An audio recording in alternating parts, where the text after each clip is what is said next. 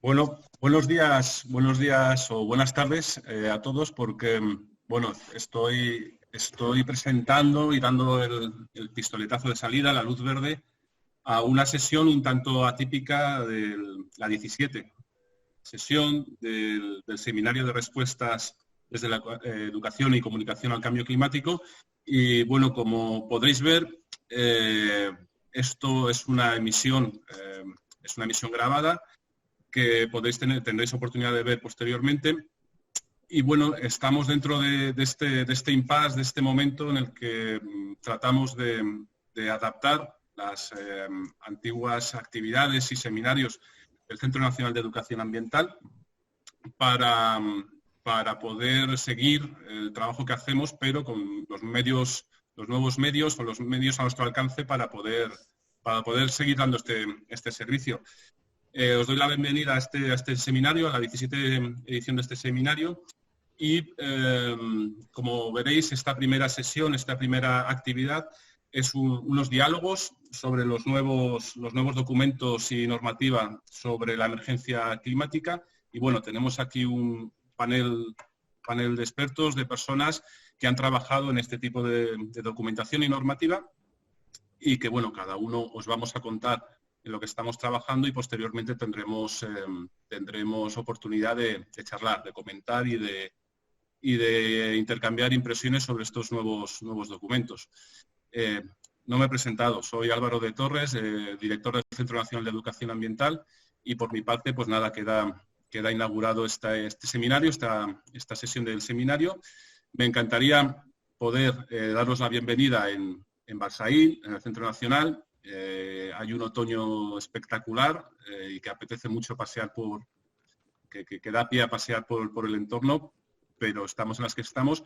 Y nada, simplemente también quería transmitiros pues el esfuerzo que no solo el personal del Centro Nacional de Educación Ambiental, sino todas las personas estamos haciendo para no perder actividades y para transformarlas en otros formatos, ¿no?, como este, que doy la enhorabuena además a los coordinadores, pues entiendo que es un formato bastante innovador, con sesión grabada, con sesión presencial, con chat en directo, y que, bueno, esperemos que dé respuesta a lo que esperamos de este seminario. Así que, sin más, yo doy la palabra a Paco Eras, coordinador de este seminario y antiguo miembro del CNEAM, para que os dé la bienvenida.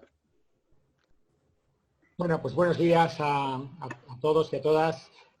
Por mi parte, simplemente decir que, bueno, al final hemos conseguido celebrar un año más este seminario. Probablemente seamos ya los más persistentes y los más insistentes en estos temas de lo que hay en el panorama nacional.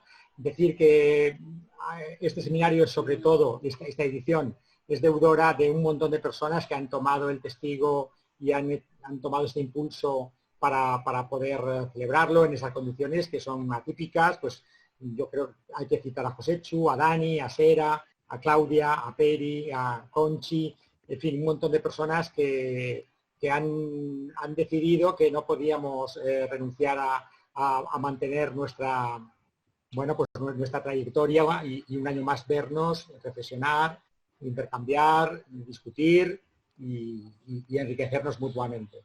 Y por parte mía y por parte de la Oficina de Cambio Climático, que coorganiza este seminario con el CNEAM, pues nada, encantados de estar aquí un año más y bueno, por supuesto, la coordinadora de este seminario, María Sintes, también una especial mención de agradecimiento, porque ha estado ahí detrás, pues ajustando, incentivando, promoviendo, limando pues todo el programa. Muchas gracias y vamos a ello.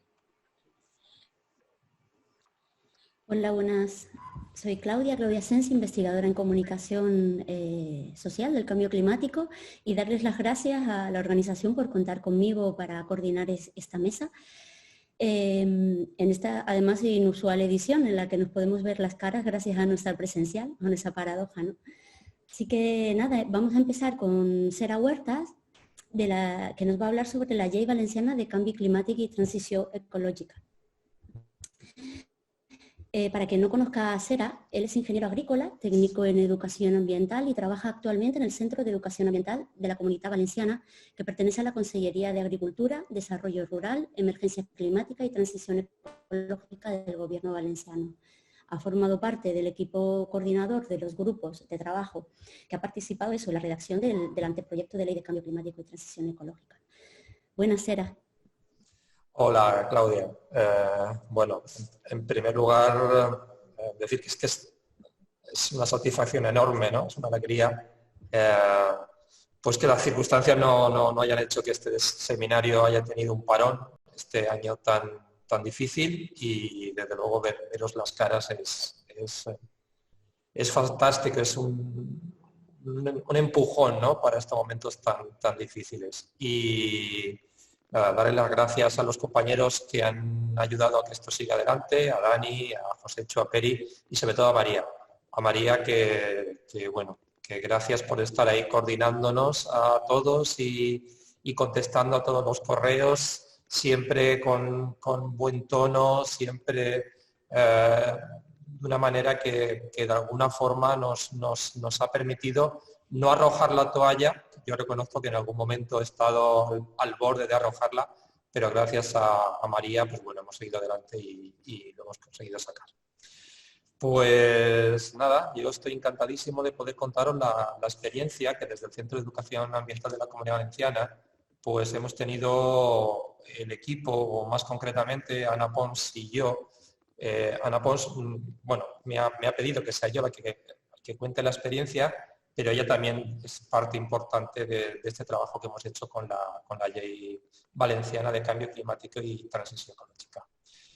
Bueno, voy a compartir la pantalla porque algunos datos sí que me parece que son importantes que los podáis ver. Así que, bueno, he preparado una presentación sencilla que espero que no me lleve mucho tiempo porque tengo la intención de no pasarme de 10-12 minutos y dejar más espacio a que podamos debatir y hablar. Y bueno, deciros que lo que yo realmente vengo a contaros no es tanto de qué va la ley o qué cuenta la ley, sino una experiencia que hemos tenido desde el Centro de Educación Ambiental y que es fruto de haber estado en el sitio oportuno y en el momento oportuno.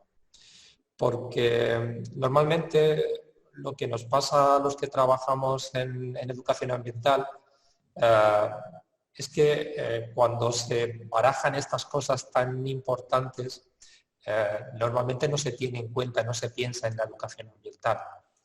Y bueno, pues parecía que con esto de la Ley Valenciana de Cambio Climático y de Transición Ecológica, pues se iba a cumplir, ¿no? esa máxima, ¿no? No porque no quieran que participemos, sino que simplemente uno no piensa en la educación ambiental para este tipo de cosas. Bueno, pues se dio la circunstancia de que nosotros y nosotras, el equipo del CEA, estaba ahí y tocamos a la puerta de la Consellería y la Dirección General, a la que le propusimos participar en este proceso de elaboración desde el primer minuto, pues les pareció fenomenal, ¿no? Que la educación ambiental participase. Esa es otra cosa que también suele ocurrir, ¿no? No suelen pensar en nosotros y nosotras, pero cuando nos ofrecemos nos suelen abrir las puertas a la participación. Bueno, pues esto ha ocurrido en este caso. Bien. Deciros que como antecedentes que la ley se está tramitando en este momento, que es un proceso largo, que estamos aproximadamente en la mitad de ese camino, pero que tenemos unos antecedentes a través de los cuales, o que nos sirven de marco de trabajo, al menos a nosotros como Centro de Educación Ambiental. Si entramos en la página web de la Consellería de Transición Ecológica, Cambio Climático y Agricultura, veréis que hay un documento que es la Estrategia Valenciana de Cambio Climático y Energía, que es actual, que va del periodo 2020-2030, y digamos que ese es el marco en el que en estos momentos estamos trabajando. Es la tercera estrategia, la primera se puso en marcha en 2008 y esta, como os digo, tiene vigencia hasta el año 2030. Entonces, esto es lo que nos sirve un poco de marco, la que nos marca las líneas que desde el Centro de Educación Ambiental, cuando nos planteamos en líneas de trabajo, en acciones, en programas, pues nos sirve, ¿no?, como marco estratégico. A eso hay que sumarle, obviamente, la Declaración Institucional de Emergencia Climática que el Gobierno valenciano publicó en septiembre de 2019 y que no se queda meramente en un documento que te dice que, bueno, pues que estamos en esta situación, sino que además tiene un plan. Tiene un plan y unos objetivos, tiene un compromiso, y en ese compromiso nos interpela a nosotros como Centro de Educación Ambiental y como centro de referencia en la Comunidad Valenciana. Por lo tanto, desde ese momento, gran parte de las cosas que estamos haciendo en el Centro de Educación Ambiental, en cierto modo, está respondiendo a eso que la declaración, como Gobierno valenciano, se compromete, ¿no? Entonces nosotros estamos haciendo nuestra parte, nuestro trabajo. Vamos un paso más allá. El Gobierno entendió que la ley era necesaria y desde mediados de 2019 empezó con la redacción de la misma. En este caso, la Dirección General de Cambio Climático, en la cual nosotros formamos parte de esa dirección, empezó con la redacción del primer borrador de la ley valenciana. ¿Vale? Bueno, este es todo el proceso un poco previsto para la misma. Deciros que estamos más o menos en esta parte. Hace 3 semanas se acabó el proceso de alegaciones de información pública y en este momento ya se están tramitando todas esas alegaciones. O sea que todavía queda un proceso largo. Si, bueno, esta pandemia no hubiese llegado, la intención del Gobierno valenciano es haber presentado esta ley a finales de este año, a principio del que viene, y tal y como están las cosas, pues probablemente se podrá presentar bien avanzado el 2021, si no pasa nada. O sea que todavía queda un camino largo para que podamos ver esta ley. Bueno, 26 de mayo es una fecha importante porque ese documento que elaboró la Dirección General de Cambio Climático, ese documento cero, ese primer borrador, que se iba a presentar justo la semana en que se decretó el confinamiento, en marzo, la semana del 10, 12, 13 de marzo, se iba a presentar ese documento, y nosotros como Centro de Educación Ambiental íbamos a tener una presencia importante porque además en esa presentación una exposición itinerante que hemos hecho en el CEA sobre emergencia climática, la íbamos a presentar también en esa jornada. Pues bueno, se tuvo que retrasar y se presentó el 26 de mayo. El 26 de mayo la consellera presentó la ley valenciana, el borrador de la ley, y bueno, en el que destacan como objetivos principales pues el famoso factor 4, multiplica por 16 la energía fotovoltaica, por 4 la energía eólica, integra aspectos de la futura también ley de economía circular, bueno, apuesta por la reducción de un 40% de las emisiones de CO2 en 2030 y refleja algo que es importante o recoge algo que es importante, que es el empuje que los jóvenes están teniendo con la aparición de nuevos movimientos que de alguna manera ha servido, ¿no?, para poner la emergencia climática a un nivel importante en cuanto a socialmente, ¿no? Bueno, pues todo esto lo recoge este documento y que el 26 de mayo se lanzó. La intención de la Consellería era, a partir de esta presentación, crear diferentes grupos de trabajo que estudiasen este primer borrador y que hiciesen sus aportaciones de diferentes sectores. En un primer momento, la Consellería pensó en estos 5 grupos de trabajo.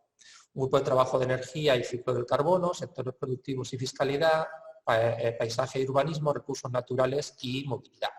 Estos eran los 5 grupos que tenían que estudiar este documento, organizar una serie de sesiones de trabajo y aportar.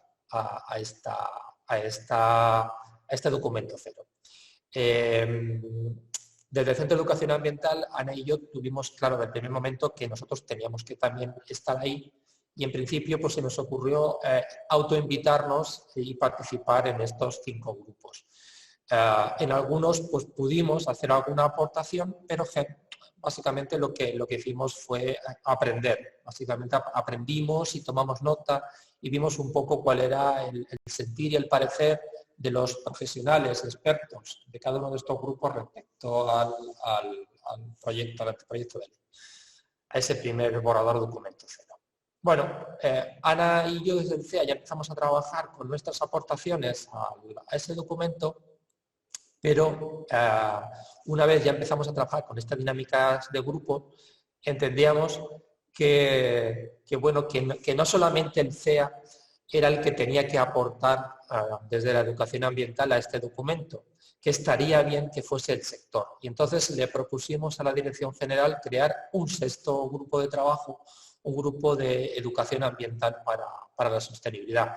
La Dirección General lo vio muy oportuno y así fue como se creó ese 6º grupo, que organizamos la sesión de trabajo el 25 de junio de este año y fue todo muy rápido. En una semana nos dieron el visto bueno para crear ese grupo, convocamos a la gente y tuvimos a más de 100 personas participando en una jornada, obviamente online, en la que trabajamos con ese documento y fijaros que pues conseguimos recoger un total de 94 aportaciones a esa ley desde diferentes sectores, la universidad, equipamientos, empresas, profesionales, sector educativo formal. Pues bueno, en una sesión muy intensa en la que, como os digo, pues estuvimos trabajando y recogimos un montón de ideas del sector. A partir de ahí, la recogimos en el Centro de Educación Ambiental. Nosotros nos comprometimos a unir esas aportaciones a las que desde el CEA pues ya se nos empezaban a ocurrir y, bueno, fijaros, esto es muy curioso porque de cada sesión, esto está muy de moda, ¿no? Hacer estos mapas de ideas con todo lo que surge de los grupos. Estos eran del grupo, creo que de movilidad y de energía, y veis que tiene aportaciones, pero del de educación ambiental fue el más rico, el más potente, del que salieron más aportaciones, y fijaros este mapa tan chulo que salió de ese grupo de educación ambiental. Bueno, pues con esas 94 aportaciones que se hicieron, más todas las que Ana y yo ya habíamos estado pensando en el Centro de Educación Ambiental, nos pusimos a trabajar directamente con ese documento y empezamos a trabajar con él y al final, pues bueno, hicimos un total de 52 aportaciones que iban desde meros cambios en algún concepto, en alguna palabra, hasta cambiar artículos completos o incluir artículos nuevos. Fijaros que después de hacer 52 aportaciones, nuestra sensación era que esa ya no era una ley de cambio climático, esa era una ley de educación ambiental. Porque si por algo apostamos en ese momento era por hacer unas aportaciones de máximos. Dijimos, vamos a por todas, vamos a aportar, vamos a incluir todo aquello que el sector ha propuesto, todo lo que creamos que es interesante, y es verdad que después de hacer esas 52 aportaciones veías el documento y la verdad es que, como os digo, hablaba más de educación ambiental que quizás de otros sectores. Pero bueno, era nuestra apuesta porque sabíamos que este documento después pues, iba a tener una rebaja en cuanto a nuestras expectativas, entonces creíamos que era importante ir a por todas. Y así lo hicimos, fuimos a por todas y presentamos estas 52 incorporaciones nuevas al documento. De esas 52 incorporaciones nuevas, pues fijaros, porque os hagáis una idea, la mayoría tenía mucho que ver con el tema de conceptos. En el documento cero había una mezcla bastante brutal en cuanto a conceptos. Se mezclaba sensibilización, concienciación, información, comunicación. Parecía que alguien lo había mezclado todo en una batidora y lo había lanzado en el documento. Entonces, yo creo que no estaban utilizados correctamente, y entonces una de las cosas que nos tocó hacer a nosotros es poner un poco de orden a todo eso, ¿vale? Poner un poco de orden a todo eso y dejar bien claro de qué se hablaba en cada momento. Otra de las... Sí. 3 minutitos. De acuerdo, sí, tengo el cronómetro puesto. Otra de las aportaciones que hicimos fue crear un eje que hablase de educación para la emergencia climática. Dentro de los ejes de gobernanza, mitigación, adaptación y planificación, incluir un cuarto eje que hablase de educación para la emergencia climática en el documento. Y luego que apareciese de manera transversal en el resto, ¿vale? Era importante que no solamente tuviese ese eje, sino que apareciera de manera transversal en todo ello, y así lo hicimos. Tengo que deciros que de esas 52 aportaciones que hicimos en ese documento cero, pues la Consellería, os tengo que decir que nos sorprendió para bien, porque pues, cerca de un 70% de nuestras aportaciones fueron bien recibidas y aparecen en ese borrador. Y el resto, pues hemos tenido la posibilidad, dados los contactos que tenemos y que tanto Ana como yo, pues estamos en asociaciones y en otros colectivos, pues las hemos derivado hacia alegaciones una vez el documento ya se ha hecho público. Así que yo creo que si todo va bien y todo va como nosotros esperamos, creo que este va a ser un documento bastante interesante e innovador en cuanto a las aportaciones de educación ambiental que va a hacer. Y hasta aquí. Espero haber cumplido, Claudia. Muy bien. Con el tiempo. Exactamente, cierto. El siguiente panelista es Rafa Alday, compañero también de muchas ediciones del seminario. Él es licenciado en Ciencias Físicas, educador ambiental, y trabaja actualmente en la empresa pública Gestión Ambiental de Navarra, GANNIC, apoyando al Gobierno de Navarra en la dinamización llevando la comunicación, formación y participación pública de CLINA, la hoja de ruta de cambio climático de Navarra. Ha formado parte del equipo redactor del anteproyecto de la Ley Foral de Cambio Climático y Transición Energética. Cuéntanos, Rafa. Buenas tardes, buenos días, buenas tardes a todos y a todas. Pues un placer estar aquí con vosotros, aunque sea en la distancia. Abrazos y besos para todos y todas. Bien. Bueno, pues yo voy a intentar, tengo miedo del tiempo, o sea que, Claudia, te agradeceré que me avises también. Os voy a contar un poco en qué consiste este anteproyecto de ley foral de cambio climático y transición energética en Navarra. Sobre todo voy a intentar lo que yo entiendo que son las particularidades de esta ley frente a otras leyes autonómicas, ¿no?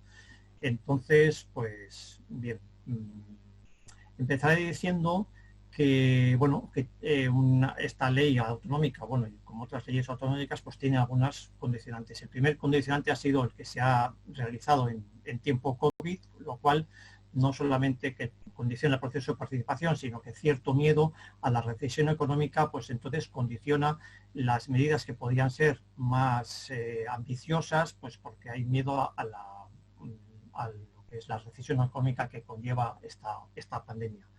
También pues tener el condicionante de que la normativa autonómica pues está supeditada a la normativa estatal y europea, y entonces pues tiene unas competencias limitadas. Entonces pues de ahí, por muy ambicioso que se quiera ser, pues hay unas limitaciones importantes. Y luego pues que todo esto es en el marco de un modelo económico globalizado, pues que lógicamente pues no cuestiona una ley autonómica, ¿no? Bien, pues voy a ver. No me permite pasar. Vale, el marco. Pues por poner el marco. Navarra, 650.000 habitantes, menos que Carabanchel. 10.000 kilómetros cuadrados. En septiembre de 2019 se aprueban declaraciones de emergencia climática en el Parlamento del Gobierno. Las toneladas per cápita de Navarra son de 8,7 toneladas per cápita. Y luego, como bien sabéis, pues a nivel de renovables, pues es una comunidad que está a altos niveles, ¿no? Generamos a través de energías renovables el 77% de nuestro consumo eléctrico en este momento, y las energías renovables suponen el 28% del consumo final de la energía. Más o menos, para que os hagáis una idea, las emisiones de nuestra comunidad pues son el 30% corresponden a la industria, el 23% al transporte y un 21% al sector primario. En esta ley lo que principalmente se ha pretendido regular o ser más ambicioso ha sido el sector especialmente de residencial y servicios, entonces el sector de la edificación, en el sector del transporte y en el sector primario. De alguna manera la industria y la generación eléctrica dependen más de normativas estatales y europeas. Bien, a diferencia de otras normativas autonómicas, no establece objetivos de mitigación. Se consideró que los objetivos los establece la planificación, o sea, la hoja de ruta de cambio climático, CLINA, es la que establece unos objetivos de reducción de emisiones del 45% para 2030. Entonces, pues bueno, que podía ser un poco simplemente declarativo o un brindis al sol establecer por ley unos objetivos de mitigación y que lo importante era establecer medidas que persiguieran la descarbonización. Una de las medidas claves importantes es el que crea un fondo climático. Este fondo climático, que se denomina fondo rotatorio y renovable, aunque no aparece esta denominación en la ley, pero sí en todos los informes económicos y tal, establece que se transita de lo que son ayudas públicas a lo que serían préstamos o sea, ayudas que habría que devolver. Sería que si hay una ayuda para una inversión en renovables o en eficiencia energética, ese dinero se devolvería en función de los ahorros que genera. Es algo semejante a lo que el IRAE ya establecía en la financiación por terceros. Entonces, de alguna manera, esas ayudas que se conceden podrían volver a ser reutilizadas en la medida que generan ahorros. Hay un alto compromiso por parte de la Administración que se autoobliga a cumplir una serie de objetivos que luego os contaré. Hay una incorporación importante en la perspectiva de género que se ha contado para eso con el Instituto Navarro de Igualdad. Se establece que todos los planes y programas deberán incluir un informe climático, tanto que incorpore mitigación como adaptación. Se establece que en el plazo de un año habrá un proyecto de ley de fiscalidad climática, ya sabéis que Navarra tiene también autonomía fiscal. Y bueno, hay algunas cuestiones como esta ley de fiscalidad o la instalación de sistemas fotovoltaicos en suelo no urbanizable, que se establecen unos plazos para regular estas cuestiones, o sea, deriva a reglamentos posteriores. Bien. Establece una obligación para fotovoltaica principalmente encubierta en los edificios de nueva construcción de más de 500 metros cuadrados, en los edificios existentes de más de 4.000 metros cuadrados para 2030, en las nuevas superficies de aparcamiento. Esto también es importante. Ha habido las explotaciones agropecuarias. Navarra es una comunidad eminentemente agrícola, industrial también, pero agrícola, y entonces se establece que todas las explotaciones agropecuarias en sus cubiertas tendrán que instalar fotovoltaica de autoconsumo para abastecer al menos el 15% de su consumo eléctrico. En la biomasa establece que todos los nuevos edificios de más de 500 metros tendrán que abastecerse con biomasa y que la biomasa tendrá que proceder de menos de 150 kilómetros. Se prohíbe los combustibles fósiles para generación eléctrica entre 10 y 15 megavatios, porque a partir de 15 megavatios es de competencia estatal. Las explotaciones agropecuarias que utilicen para usos térmicos combustibles fósiles deberán utilizar biomasa, en este caso serán los invernaderos y las explotaciones de ganado, de cría de aves y de porcino. El gasóleo en el sector residencial colectivo estaría prohibido a partir de 2030, o sea, no se podría abastecer con gasóleo de calefacción a partir de 2030. Y a partir de 2030 la nueva construcción tampoco podría tener ni gas natural ni gasóleo. Se establecen unos mínimos de rendimiento de las calderas comunitarias. Se establecerá por reglamento unas tarifas progresivas de gas natural similares a las que hay para el agua, o sea que en la medida que se consume más que el ratio que se establezca habrá que pagar más por los metros cúbicos de gas natural. En este ámbito es muy ambicioso, que se quiere que para 2023 todos los edificios residenciales tengan su certificado de energético, y que para 2030 todos los edificios residenciales sean de clase C o superior. Y en iluminación, que toda la iluminación ornamental, publicitaria y comercial deberá apagarse durante la noche. En movilidad, pues bueno, llega un porcentaje de vehículos cero emisiones para el transporte público de mercancías y viajeros, y planes de movilidad comarcales, municipales, empresas, trabajadores, etc. Obliga al cálculo de la huella de carbono y planes de reducción de emisiones a la grande y mediana empresa, a explotaciones ganaderas de más de 800 UGM, explotaciones agrícolas de más de 800 hectáreas equivalentes, empresas de transporte y eventos públicos de más de 2.000 personas. Osasuna todavía no ha dicho nada de esto, no se ha dado por enterado, pero bueno. En el ámbito de la adaptación se establece la integración de la adaptación en todos los planes y programas sectoriales. Se me ha ido la diapositiva.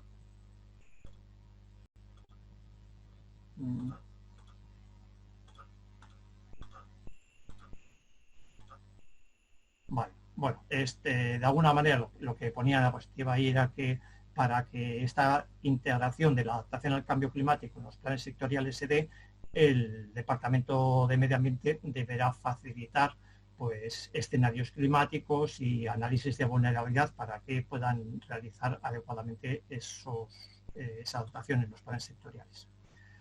Y luego lo que os comentaba, es ambiciosa en el ámbito de la administración sostenible y establece numerosas obligaciones en plazos para las administraciones públicas, tanto la administración local como la administración autonómica.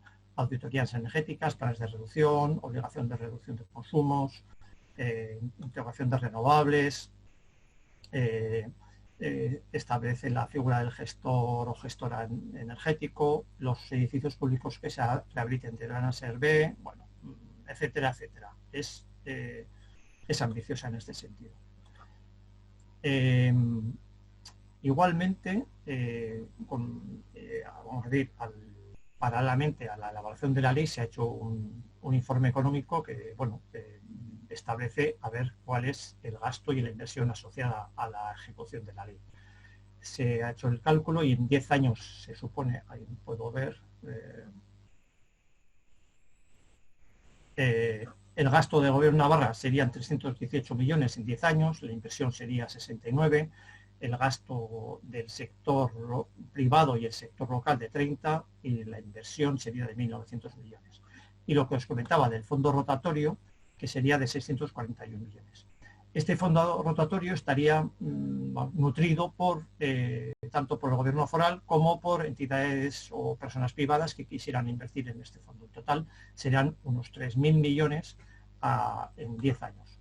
Para que os hagáis una idea o referenciéis esto, el PIB de Navarra en 2019 es de 21.000 millones y el presupuesto del gobierno de Navarra para el 2019 es de 4.300. Rafa, 5 minutitos. Vale, bien, voy bien, entonces. Rápido, pero bien. Entonces, lo que se ha analizado también es que, bueno, la noticia positiva, de alguna manera, es que, bueno, que no todo es gasto o inversión, sino que hay beneficios económicos. Por cada euro que se invierte, se generan 2,14 euros, que hay un impacto positivo en la renta, que es de 5,9%, y que se crean 40 empleos por cada millón de euros invertidos. En el ámbito de la participación, pues esta sería de las... bueno, primero reseñar que ha habido 2 procesos de participación, porque hubo un primer borrador en la anterior legislatura, y ahora llevamos no 4, sino 5 borradores, entonces ha habido 2 procesos de participación. En este proceso, el proceso de 2020, ha habido 140 aportaciones, de esas 50 aportaciones se derivaban 527 propuestas, que, bueno, de las que se han gestionado, y aquí en esta tarta estarían cómo se han considerado. Entonces, más o menos, la mitad han sido aceptadas o se consideraba que estaban ya incorporadas, y la otra mitad se han considerado que no se aceptaban o que no eran pertinentes. Y esto ha supuesto una modificación de 2/3 de los artículos de la ley y un enriquecimiento lógico del texto. Bien, de cualquier manera, bueno, aunque el gobierno está contento con el proyecto de ley, pues en proceso de participación pues hay notables discrepancias. Las discrepancias que han surgido en este proceso os las comento ahora brevemente. A nivel general, pues bueno, desde los grupos ecologistas principalmente se considera que estos objetivos no son coherentes con la emergencia climática declarada, ¿no?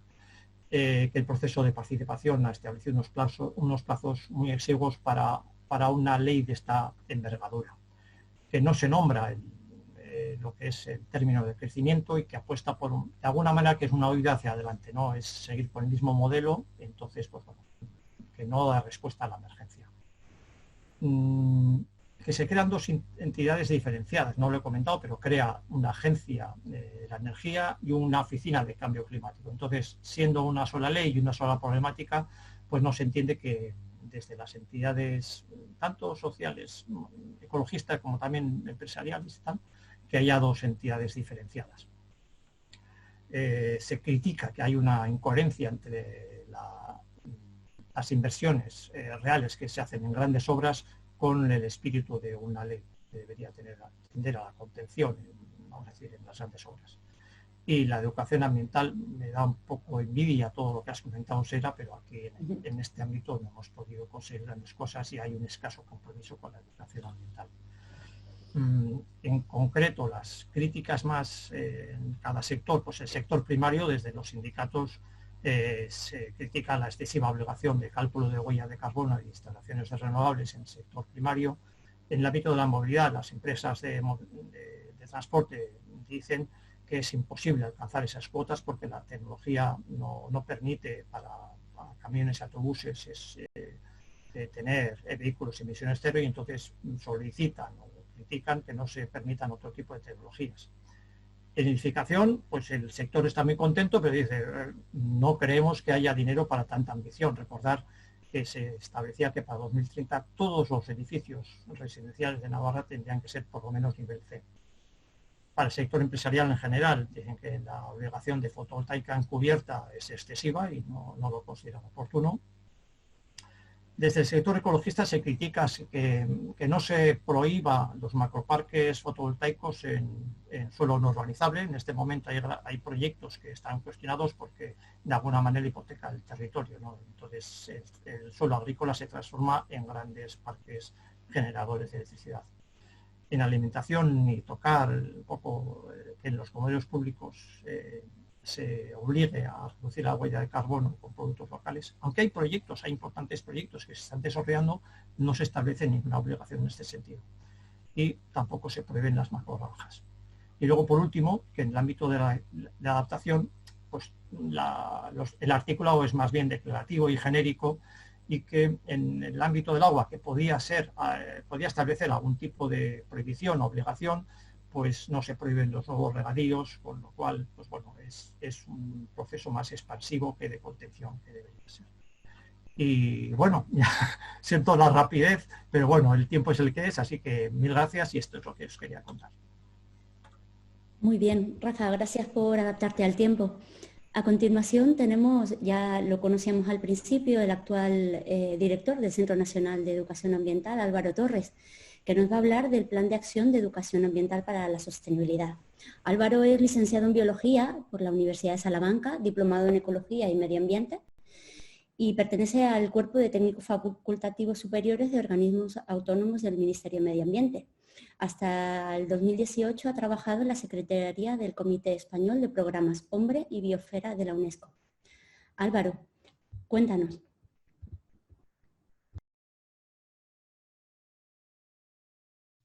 Ya, me oís bien, ¿no? Pues primero comentar que interesantísimas las dos presentaciones que me han precedido para conocer qué se está trabajando en comunidades autónomas respecto al cambio climático y ya hemos visto también que desde la perspectiva un poco de más en la comunidad valenciana de la educación ambiental y con un poco más de carencia en la comunidad navarra, ¿no?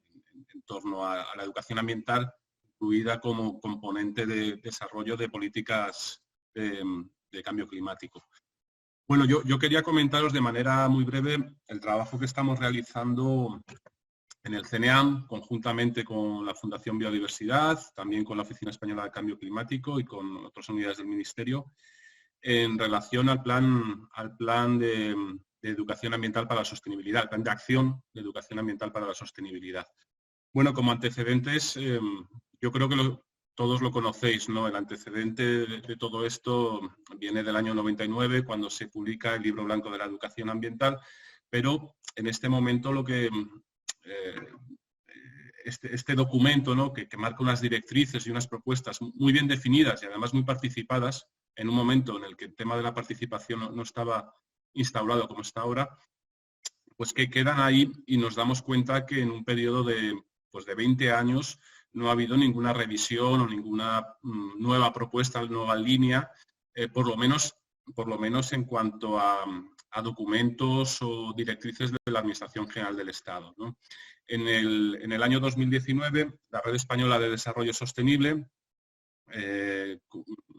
realiza un informe un informe diagnóstico sobre los 20 años, qué ha pasado en estos 20 años con la educación ambiental. Es un informe que se basa además en los sectores estratégicos en el campo de la educación ambiental, como son las distintas administraciones, el sector público, el sector privado, ONGs, etcétera, etcétera, y hace un análisis, una diagnosis de dónde estamos, ¿no? Son diagnosis de expertos por sectores, ¿no? Pero que nos da una idea de qué ha ocurrido y dónde estamos. Entonces es en este momento en el que surge un interés por parte del Ministerio y por supuesto por parte del Centro Nacional de Educación Ambiental de darle una vuelta a esta situación de parálisis en cuanto a documentación y normativa de educación ambiental, y se plantea el Ministerio pues elaborar un plan de acción de la educación ambiental para la sostenibilidad. En la propia presentación de este informe de 20 años de la educación ambiental que se hace en la Universidad Autónoma de Madrid, la propia ministra lanza ya, es la primera vez que en público lanza la idea y el objetivo, ¿no? de obtener este nuevo plan de acción. Posteriormente, bueno, en este momento es verdad que ya nosotros nos ponemos a trabajar, comienzan los trabajos previos en cuanto a identificación pues, de sectores afectados y de expertos que podrían aportar a este documento. Es posteriormente, en diciembre, durante la COP25, que se celebra en Madrid, lo recordaréis, donde se hace una presentación formal del comienzo, ¿no? El inicio del proceso de elaboración de este plan de acción. Ahí se presenta ya en ese momento un cronograma, unos ámbitos, unos objetivos y unos principios orientadores de este plan en cuanto a la transparencia, a la participación, tanto experta como abierta, etcétera. Y se marcan ahí ya pues, unos primeros objetivos, insisto, que ya se venían trabajando desde un mes antes. Esto ocurre en diciembre de 2019, ¿no? Y bueno, como todos sabemos, a partir de marzo es cuando nos encontramos la situación de confinamiento, pandémica. Pero bueno, en un primer momento los trabajos se empiezan a realizar, decidimos recoger información, hacer un proceso de participación experta previa, en la que hemos tenido en cuenta los 10 sectores más representativos en la educación ambiental, ¿no? Estos son Administración General del Estado, comunidades autónomas, sector privado, organizaciones sociales y ambientales, profesionales de la educación ambiental, medios de comunicación y redes sociales, entorno digital, áreas protegidas, educación no universitaria y universidades, ¿no? Para cada uno de estos sectores escogemos o identificamos un coordinador sectorial por cada uno de estos bloques, ¿no? Y lo que les pedimos es que hagan sus propios e internos procesos de participación para recoger de todo el ámbito que de alguna manera tiene que ver con la educación ambiental, pues la opinión. Lo que necesitamos son propuestas de acción, ¿no? Necesitamos ideas para que se puedan aportar, para que se puedan realizar, ¿no? Yo creo que la diferencia entre una estrategia Y un plan de acción es que la estrategia lo que hace es dibujar un panorama, un paisaje, ¿no?, en una temática concreta y aportar unas líneas directrices o unos marcos generales. La diferencia es que un plan de acción, como su propio nombre indica, lo que hace es proponer acciones. Y un poco la filosofía era que en el documento final supiésemos, las personas, técnicos, profesionales de educación ambiental, supiesen exactamente qué pueden hacer, ¿no?, qué opción hay, ¿no?, tanto desde administraciones públicas como de entorno privado. Bueno, entonces en este momento se planifican una serie de reuniones. Tenemos un par de reuniones iniciales con los coordinadores sectoriales en los que llegamos a un acuerdo en cuanto al formato, ¿no?, el formato de la información, es decir, buscar información, pero queremos o consensuamos que fuese en un formato común para tener un trabajo comparable y manejable, ¿no? Entonces, en estos meses, empieza este proceso en febrero, tenemos reuniones, llega la pandemia y, bueno, pues aquí hay que destacar el gran compromiso y trabajo que realizaron todos los coordinadores sectoriales y aquellas personas a los que los coordinadores sectoriales contactaron para seguir teniendo estas reuniones, ahora en formato telemático, y poder aportar unas propuestas en cada uno de sus ámbitos de actuación. En esta primera batida, ¿no?, en busca de información, obtenemos, bueno, yo no sé exactamente el número total de acciones con los que ellos han trabajado, pero sí que les pedimos que por favor se restrinjan. Empezamos con un máximo de 10 acciones por sector. Tener en cuenta que si eran 10 sectores ya tendríamos 100 propuestas sobre la mesa. El resultado fue que tuvieron un inmenso número de acciones propuestas que les pedimos y les suplicamos casi que la redujesen. Se quedó en 15 más o menos por sector, lo que significa que teníamos encima de la mesa 150 acciones, ¿no?, para encajar en el plan de acción.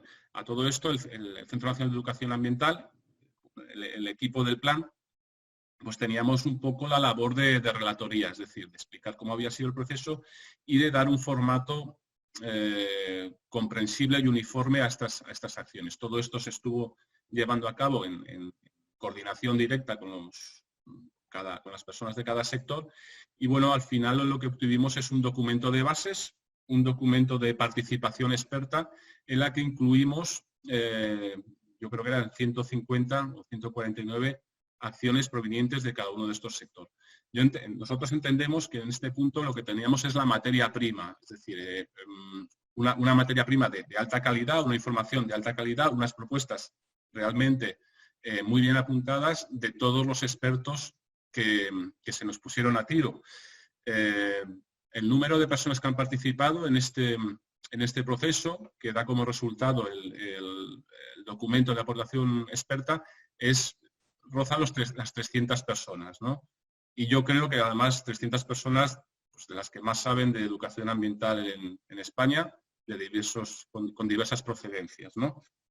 Bueno, en este punto, con todo el trastorno que nos causa el periodo pandémico, el periodo de confinamiento, tenemos este documento y es en este momento en que desde el Ministerio se nos indica que frenemos un poco el proceso, ya que quieren recomponer un poco o redefinir un poco tanto el alcance de este plan y quieren darle una vuelta un poco al proceso posterior, ¿no? Además, es verdad que aun con el esfuerzo por todas las partes que se hizo, los plazos se nos fueron, ¿no? Se me ha olvidado comentar, después de la presentación del plan en la COP25, que posteriormente en enero se recoge en el acuerdo del Consejo de Ministros de Emergencia Climática, se recoge como uno de los puntos a realizar en concreto y especifica este plan de acción, ¿no? Es decir, eso nos daba un soporte legal para desarrollar el plan. Y entonces, en este momento en el que tuvimos ya toda la información experta, del proceso de participación experta, bueno, pues hacemos recapitulación y hay un proceso en el que estamos redefiniendo y estamos además inmersos ahora mismo. Ha habido un momento de parón, pero ahora hemos retomado el tema. Se ha conformado de manera informal un comité editor que está compuesto, pues bueno, Paco está aquí y estuve el otro día a principios de semana en una primera reunión inicial. Está compuesto por la Oficina Española de Cambio Climático, por la Fundación Biodiversidad, a través de su directora, también por la directora del Organismo Autónomo de Parques Nacionales, el director del CNA y una persona del gabinete de la Secretaría de Estado, ¿no? Que es un poco la persona que nos va a hacer de enlace con el Ministerio para hacer un seguimiento del plan. Entonces, en esta primera revisión, lo que se está haciendo es una revisión del alcance, es decir, hasta dónde podemos llegar, dónde tienen que ir dirigidas nuestras acciones. También se está pensando en la posibilidad de hacer partícipe directo, socio directo, a otros ministerios que pudiesen estar implicados, además de la posibilidad de poder unir en el esfuerzo pues, a otras administraciones públicas. Y se ha reconfigurado, o estamos pensando en reconfigurar las acciones previstas, ¿no? La estructura del plan, en vez de por sectores estratégicos en educación ambiental, por ámbitos de aplicación. Es decir, para qué sirven cada una de las propuestas de acción, ya sea para generación de normativa y legislación, ya sea para recursos económicos, recursos humanos, técnicos, etcétera, ¿no? Incluido también el tema de la comunicación. Y bueno, lo que sí que nos hemos planteado es que probablemente por querer llegar a un plazo que fija la Declaración de Emergencia Climática de 2021 para tener aprobado este plan, pues hemos corrido mucho, pero nos hemos dado cuenta que no llegamos. Entonces, bueno, se ha decidido digamos, bajar un poco el pistón. Hemos retomado el tema y yo creo ahora que con más fuerza y sobre todo con una implicación más directa y un seguimiento más directo por parte del Ministerio, pero rebajar las expectativas de plazo en cuanto a 2021, que nos iba a ser absolutamente imposible, por lo menos para tener un documento de calidad, e irnos a 2020, e irnos al año que viene, ¿no? a 2021. Y esto es un poco el estado de la cuestión. Destacar, a modo de conclusión, que bueno, yo he participado en algunos procesos de estrategias y de planes de acción anteriormente, y desde luego a mí lo que le aporta o lo que le puede aportar un valor añadido a este plan es la participación. O sea, la participación experta como base del documento resultante me parece que ha sido un proceso muy bien dirigido, que nos ha aportado un montón. Nos ha aportado incluso mucho más de lo que necesitamos, que veremos cómo da salida toda esta información para que no quede en saco roto.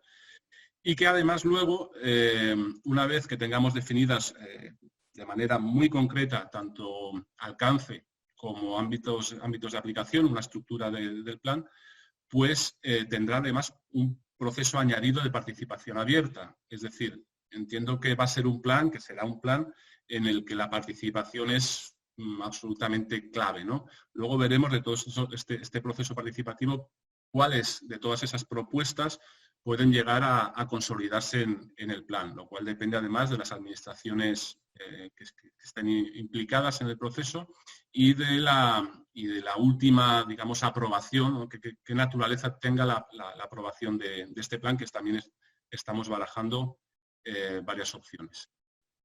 Y bueno, hasta aquí más o menos es el estado en el que nos encontramos. Y bueno, simplemente recordar eso, que hemos reactivado el tema, que sé que ha habido cierta frustración por parte de muchas personas, en las que me incluyo, por este frenazo que ha habido, ¿no? Íbamos muy rápido, ha habido un frenazo, pero que realmente ahora hemos retomado con fuerza y yo creo que además con un apoyo institucional superior al que teníamos antes. Y poco más. Muchas gracias, Álvaro. A continuación tenemos a Paco Heras, ya lo conocen. Él nos va a hablar sobre el Plan Nacional de Adaptación al Cambio Climático 2021-2030. Es biólogo ambiental por la Universidad Autónoma de Madrid y doctor por la misma universidad con la tesis Representaciones Sociales del Cambio Climático en España, aportes para la comunicación. En la actualidad Es consejero técnico en el área de estrategias de adaptación de la Oficina Española de Cambio Climático, del propio Ministerio para la Transición Ecológica, y ha coordinado el proceso de redacción del plan que va a exponer. Buenas, Paco. ¿Qué tal?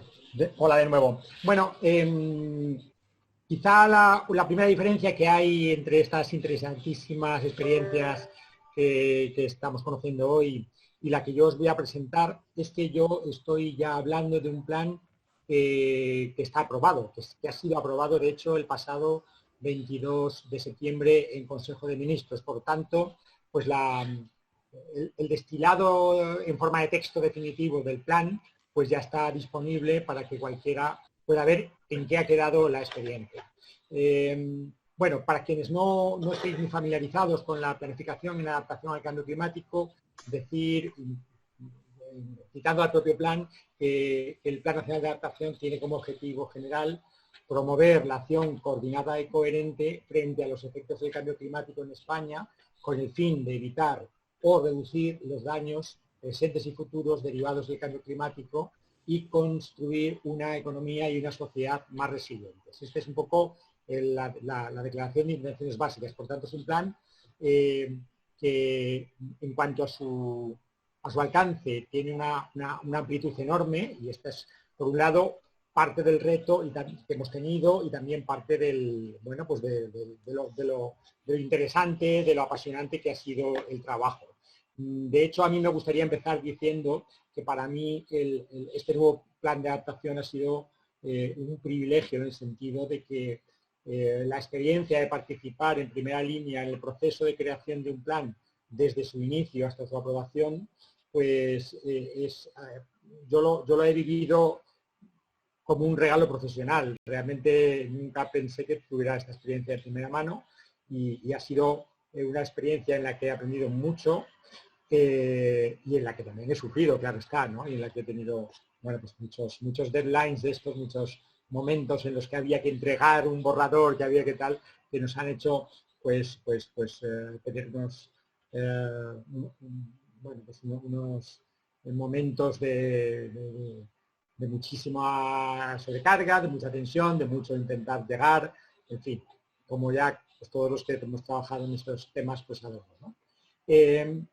Bueno, lo que quiero deciros con esto es que para mí el PNAC, el Plan Nacional de Adaptación, no es solo un producto, sino que es también una experiencia vital, tanto personal como profesional. Voy a intentar compartir algunos ingredientes de esta experiencia, no tanto la descripción en detalle de lo que es el plan, porque pues la tenéis en internet y la podéis descargar cuando queráis.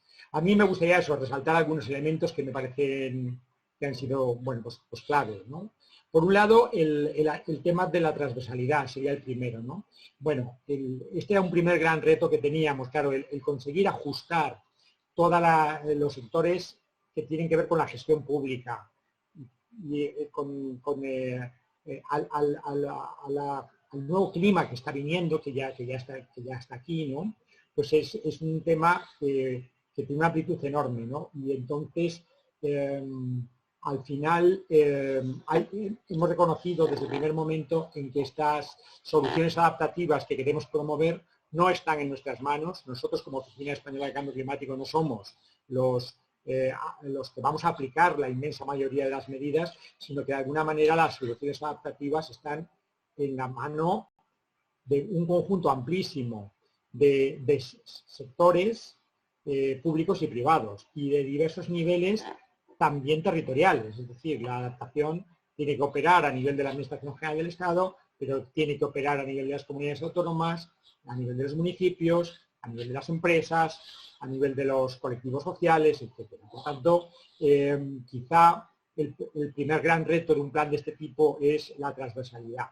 Y aquí, como podéis imaginaros, pues ha sido un trabajo pues muy amplio. Yo creo que una de las cosas que más orgullosos estamos es haber logrado que el plan otorgue responsabilidades nada menos que a 20 ministerios diferentes de la Administración General del Estado. Parece una barbaridad, es verdad que en esta legislatura hay muchos más ministerios que en otras, pero bueno, yo creo que ahí hemos tenido que hacer un esfuerzo de diálogo, que yo creo que sería el segundo elemento a destacar. Además, un diálogo que ha requerido mucha flexibilidad para buscar conjuntamente vías eficaces para insertar la adaptación en los esquemas de gestión de cada departamento.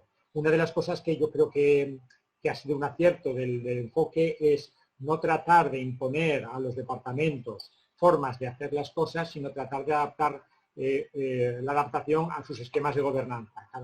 En la administración, pues hay distintas culturas de la gestión, distintos sistemas y mecanismos de gobernanza, y realmente lo que no es fácil o no es muy realista es tratar de imponer mecanismos completamente nuevos, sino que hay que intentar aprovechar los que existen, que realmente desde ese punto de vista mucho más eficaz y más práctico, ¿no?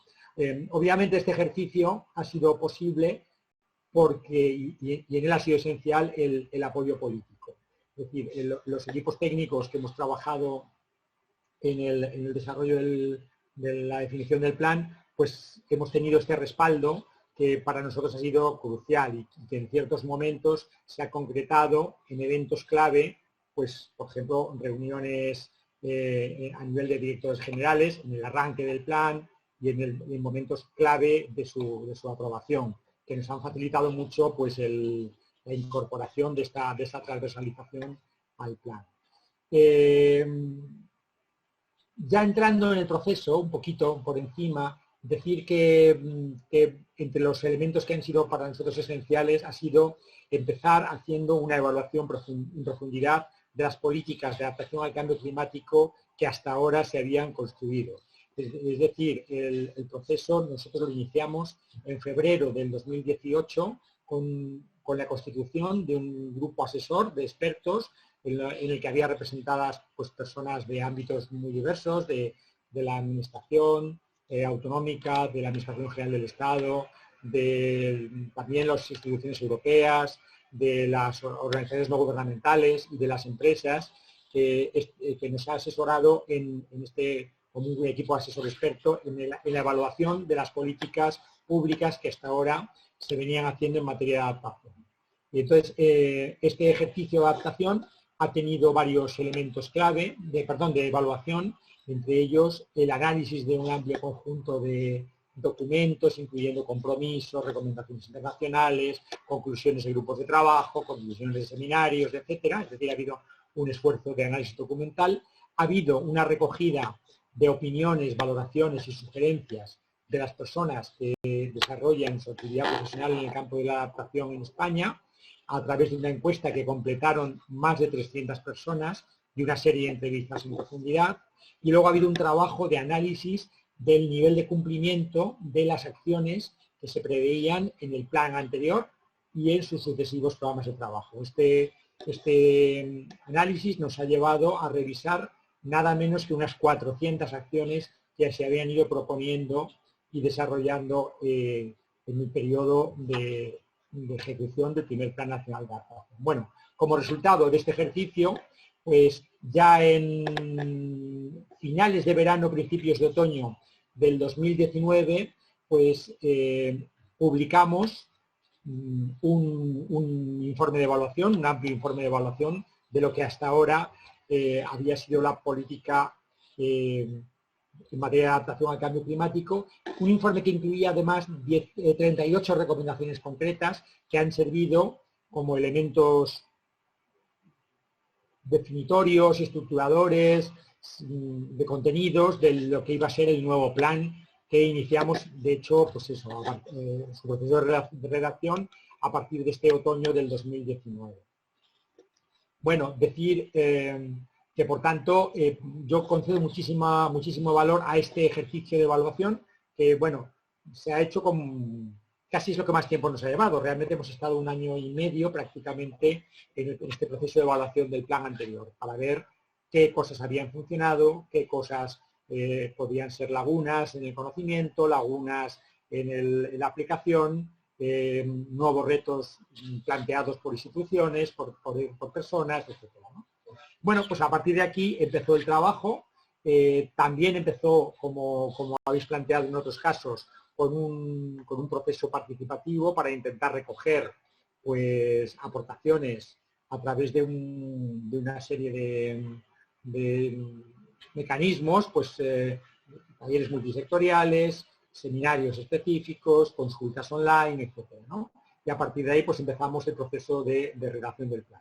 Ya con el plan en forma de borrador, yo creo que una de las cosas que, bueno, claro, aquí yo creo que siempre tenemos una serie de elementos de tensión en todo el proceso de planificación se dan y que a nosotros, claro, obviamente hemos tenido muy presentes. Y quizá a mí el primero y el que me parece más relevante es esta tensión entre algo que sea aplicable, que sea práctico, que sea asumible y algo que sea suficientemente ambicioso, ¿no? ¿Dónde está ese punto de encuentro entre la ambición y la eficacia de la realización? Pues este siempre es un punto indeterminado, indefinido, que no es fácil de encontrar. Todos yo creo que somos conscientes de que hay planes, programas, leyes que han sido muy ambiciosas, pero que han sido inaplicables, ¿no? en la historia de tanto de la educación ambiental como siendo más amplios desde de la sostenibilidad en España, y que se han convertido en papel mojado. Yo, desde luego, he participado en varios procesos en la época esta de las famosas estrategias de educación ambiental, en la que tuvimos procesos muy participativos que luego nadie asumió, nadie recogió desde las instituciones, ni desde las empresas, ni desde las organizaciones sociales, y por lo tanto se convirtieron en prácticamente irrelevantes. Y luego también hemos tenido pues, todos ejemplos de planes que están tan pegados a lo real, ¿no? Tan, entre comillas, garbanceros, que al final tampoco generan pues no tienen un poder de cambio, de transformación suficiente para el momento en el que nos encontramos. Entonces, bueno, pues encontrar este espacio entre la ambición necesaria, ¿no? En el momento en el que nos encontramos y la posibilidad real de ejecución, de implementación, pues este ha sido uno de nuestros grandes retos. No sé si lo hemos conseguido o no. Yo creo que el plan, tal y como no se puede juzgar por el texto que tenéis ahora colgado de internet, sino que se podrá juzgar como mínimo en 5 años cuando veamos las realizaciones que se han producido y por tanto, bueno, pues la prueba del algodón va a ser por lo menos estos primeros 5 años de implementación del primer programa de trabajo, ver a dónde conseguimos llegar y vemos qué potencial real de transformación tiene, ¿no? Por tanto, bueno, pues aquí decir que yo todavía no cantaría victoria porque tengamos un documento amplio, un documento que otorga papeles, que otorga responsabilidades, que plantea temas distintos, etc. Y ya la última reflexión final, no sé cuántos minutos me quedan, pero... 2 minutitos, Paco, vas muy bien. En este par de minutos finales me gustaría decir que sí que hemos intentado de forma muy intensa y permanente incorporar la visión social al plan, ¿no? Desde el principio, ¿no? En el sentido de que entendemos que es verdad que la adaptación al cambio climático persigue reducir los riesgos a unos niveles aceptables, tanto para la sociedad como para la naturaleza en su conjunto, y que realmente hay un componente importante para la definición de cuáles son esos riesgos de tipo científico y tecnológico, pero también siendo muy conscientes de que definir qué es un nivel de riesgo aceptable es el resultado de un proceso de naturaleza política que tiene que tomar en consideración no solo las evaluaciones de carácter técnico sobre los riesgos, que son esenciales, pero también las percepciones sociales, los niveles de tolerancia o aversión al riesgo que tiene una comunidad, que puede ser además reflejo de distintos niveles de información, intereses, valores, expectativas, que todo esto hay que incorporarlo y hay que al final lograr un plan que tenga esa dimensión social que es fundamental en un caso así. Hemos intentado en la medida de lo posible integrar todas las herramientas que manejamos en este seminario, desde las que tienen que ver con el acceso a la información, la comunicación, la educación y la participación. no sé, el tiempo dirá si hemos sido capaces de hacerlo y van a estar suficientemente bien imbricadas e integradas en todos los procesos de cambio que planteamos. Sí que he mirado ya por curiosidad, tras algún debate que hemos tenido inicial en el propio, la propia lista del correo del seminario, y he comprobado hoy justamente que la palabra educación aparece 63 veces en el plan. Quizás sea un buen indicador, pero evidentemente no lo suficiente, ¿no? Ahora, como digo, lo que nos queda es implementar. Estamos justo trabajando en el programa de trabajo primero, que aquí tiene desde luego un elemento fundamental que es, y en el que estamos trabajando ahora, que es establecer prioridades, ¿no? Al final, la cantidad de cosas que uno potencialmente puede hacer para mejorar una situación es prácticamente infinita, y el qué criterios y de qué manera priorizar las acciones, pues es uno de los elementos clave para convertir un plan ambicioso en un plan real posible, ¿no? Y bueno, pues aquí lo dejo de momento y bueno, pues ya en el debate imagino que tendremos ocasión de discutir sobre estos temas. Muchas gracias, Paco. Pues nada, ahora abrimos una ronda en clave de coloquio. A mí se me ocurren un par de cuestiones que poner ya de entrada sobre la mesa y si quieren las van abordando de una manera flexible. Por un lado, Paco, probablemente sea necesario también poner en contexto sobre el proyecto de ley de cambio climático, ¿no? Qué vinculación o no tiene tanto su situación como qué previsión tiene respecto al desarrollo de las leyes autonómicas. Y luego, por otro lado, conocer concretamente las herramientas que se han utilizado para la comunicación de los documentos, ¿no? Que se hiciera una valoración por parte de cada uno de ustedes, si creen que el esfuerzo ha sido suficiente o qué habría que mejorar. Y luego, por otro lado, ya un poco más personal, y esta es a Sera, y es si has llegado a momentos de éxtasis con esto de estar trabajando con la ley de cambio climático, con un aborde importante de la educación ambiental, y el PAEAS también desarrollándose por otro lado, todo casi que simultáneamente.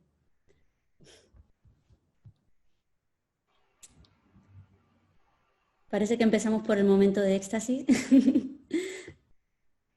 Bueno, empezamos por ese momento de, bueno, no sé si éxtasis, locura o muchas veces pérdida de la conciencia. Yo ya no sé si tengo vida privada, si no la tengo, si estoy... Bueno, pues a ver, quiero rebajar también un poco las expectativas que a lo mejor he creado con nuestras aportaciones a esta ley de cambio climático y transición ecológica. A ver, hay una cosa que es real, y es que en nuestro caso el gobierno valenciano, la Consellería y la Dirección General de la que formamos parte apuesta decididamente por la educación ambiental. Eso sí que y lo digo realmente convencido, ¿eh? A ver, son ya 21 años en el Centro de Educación Ambiental y la sensación que el equipo tiene, la sensación que tenemos de respaldo y apoyo, pues la verdad es que como ahora no lo habíamos tenido nunca, ¿no? Entonces yo sí que creo que realmente hay esperanza. Pero también es verdad que el documento está en mitad de camino, ¿eh? Está a mitad de camino y no sabemos muy bien cómo va a quedar. Nosotros, insisto, hemos hecho una apuesta de máximos. Realmente éramos conscientes cuando lo estábamos viendo que se nos iba un poco la mano, pero entendíamos que para rebajar las expectativas ya estarían otros y otras. Nosotros teníamos que ir a por todas. Y ahí, desde luego, podemos decir que hemos cumplido con nuestro trabajo y que nos hemos quedado muy a gusto después de lo que hemos hecho. Y de aquí a unos meses, pues ya veremos, a ver, al final haremos una valoración de cómo queda eso. Pero también es verdad, y comparto lo que dice Paco, que para nosotros ha sido un proceso de aprendizaje muy interesante. El camino ha merecido la pena, tanto Ana como yo, que es verdad que le hemos dedicado muchas horas de trabajo, porque no es fácil incluir en un documento que ya viene construido, ¿no? Ahí ir metiendo un poco, a veces forzadamente, ¿no? A veces cosas que no todo el mundo entiende. y porque nos ha tocado reescribir muchas cosas y luego hacerlas, defenderlas, ¿no? Delante de quien escribió ese documento, ¿no? O del equipo que escribió el documento. Pero bueno, en definitiva estamos muy contentos por todo lo que hemos hecho y a ver en qué queda. Y aprovechando que tengo la palabra, déjame que diga una cosa, y es que la verdad es que somos muy afortunados y afortunados de tener a Paco Heras, no solamente en el seminario, sino también en el sector de la educación ambiental. Siempre que lo oyes, la verdad es que yo tengo ese mismo sentimiento, ¿no? Pero ahora, bueno, contando con su participación en este camino, en este proceso que él ha disfrutado y que ha dado luz a este documento, pues es una alegría. Y gracias, Álvaro, por arrojarnos luz, pues, sobre cómo está el país. Porque es verdad que a veces no salir un poco de ese sentimiento de frustración que tenemos, pero que se entiende lo que está ocurriendo. Pero gracias por arrojar luz. Y luego, si tenemos tiempo, alguna cosa sí que me gustaría decir, pero cedo la palabra a Paco porque sé que le has hecho tiene que intervenir también por lo que le has preguntado, Claudia. Sí, para responder, es verdad que no he contextualizado el tema, claro.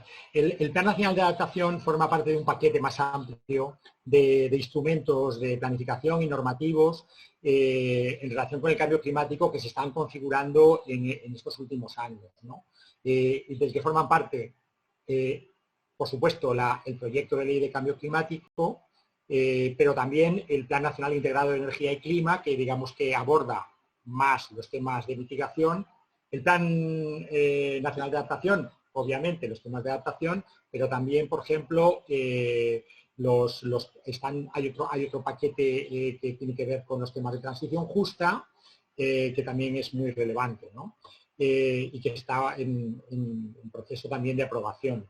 Están todos muy avanzados. Y luego la última, pero no menos importante, y a mí el que me parece más apasionante de todos realmente en el plano intelectual es la estrategia a largo plazo, ¿no? Lo que, bueno, nosotros le llamamos la estrategia a largo plazo, que es un nombre de estos larguísimos de descarbonización, no sé qué, que es el instrumento que trata de definir una hoja de ruta a 2050, ya a la descarbonización, a la neutralidad climática, vamos a decir, para ser más precisos.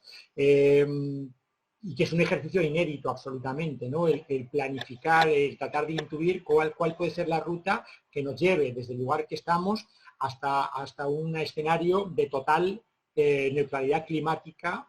Esto es un ejercicio simplemente intelectual e impresionante, en el que también nos ha tocado participar porque tiene un componente de adaptación, y que desde luego está a punto de ser llevado a Consejo de Ministros. Yo creo que muy probablemente este mes de noviembre estará aprobado. Mientras que el proyecto de ley, pues muy probablemente estará a principios del 2021.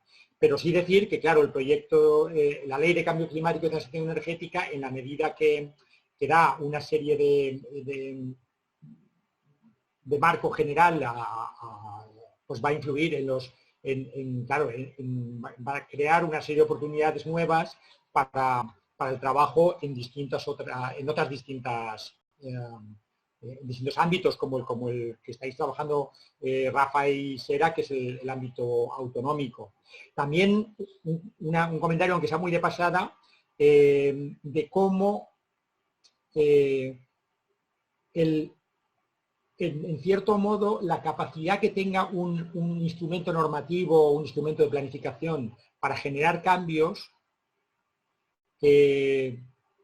no puede predecirse 100% a priori, y como hay muchos elementos que al final influyen. Pues, por ejemplo, nadie contábamos con que ahora de repente, pues en los fondos de recuperación post-COVID va a haber un paquete de fondos para temas verdes y para temas de transición ecológica y en particular para temas de cambio climático, pues muy importante, del que vamos a poder probablemente beneficiarnos a la hora de hacer estos cambios que estamos planteando. Yo me acordaba ahora cuando hablaba Rafa, que decía que el sector no ve claro de dónde demonios va a salir el dinero para todo el tema de vivienda. Pues yo creo que va a haber unos fondos impresionantes ahora procedentes de los fondos estos Next Generation, que probablemente, pues mira, en parte vengan a resolver la cuestión, ¿no?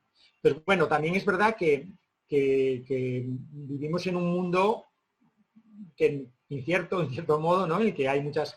Y entonces que también estos planes tienen que tener la capacidad de ir generando sus propios recursos, ¿no? Y de ir generando... Y para ello tienen que ser convincentes, tienen que ser atractivos, tienen que ser ilusionantes. Y bueno, pues eso también es...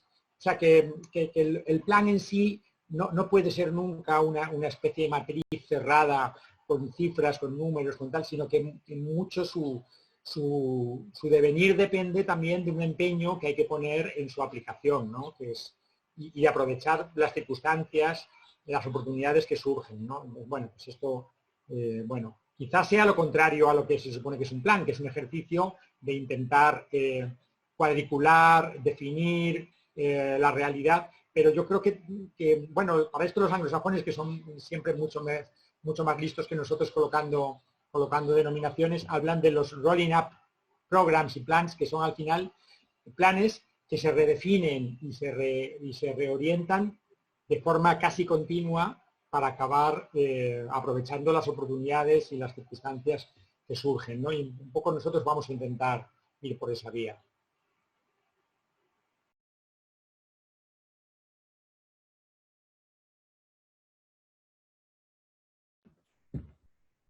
¿Alguien se anima? Álvaro, Rafa.